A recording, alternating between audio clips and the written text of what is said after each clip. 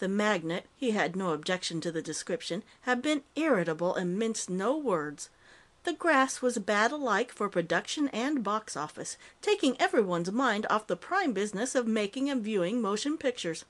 It was injuring the industry, and he couldn't conceal the fact that the industry, speaking through his mouth and with his vocabulary, was annoyed. "Unless this disgraceful episode ends within 10 days," he had said sternly, "the motion picture industry will move to Florida." It was an ultimatum. Southern Californians heard and trembled. The last time this dread interdiction had been invoked, in the midst of a bitter election fight, it had sent them scurrying to the polls to do their benefactor's bidding. Now, indeed, the Grass menace would be taken seriously.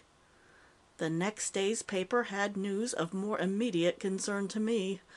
The governor had appointed a special committee to investigate the situation, and the first two witnesses to be called were Josephine Spencer Francis and Albert Wiener.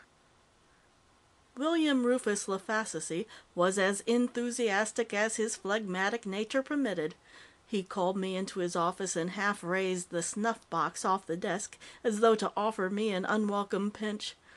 "You're a made man now, Wiener," he said, thinking better of his generosity and putting the snuff-box back. "Your name will be in headlines from Alabama to Alberta, and all due to the Intelligencer."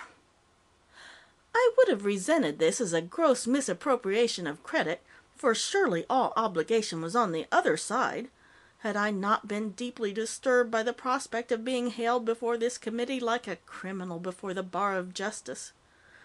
"I'd much rather avoid this unpleasant notoriety, Mr. Laface," I protested.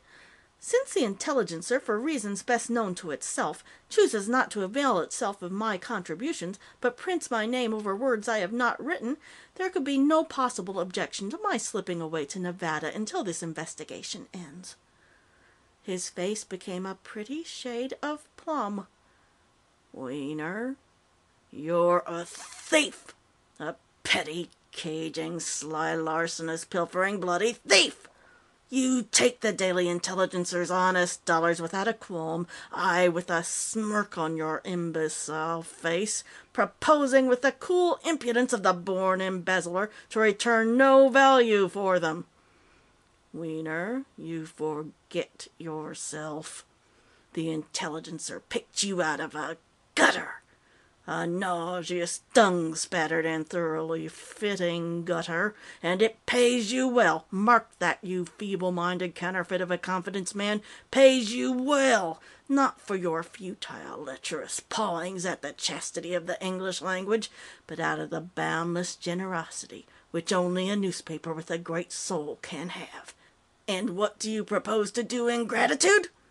To run, to flee, to hide from the expression of authority, to bring disgrace upon the very newspaper whose munificence pumps life into your boneless, soulless, gutless carcass.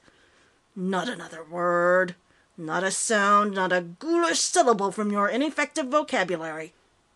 Out of my presence before I lose my temper. Get down to whatever smoke-filled and tastelessly decorated room that committee is meeting in, and do not leave it while it is in session, neither to eat, sleep, nor move those bowels whose possession I gravely doubt. You hear me, Wiener?" End of Chapter 2, Part F.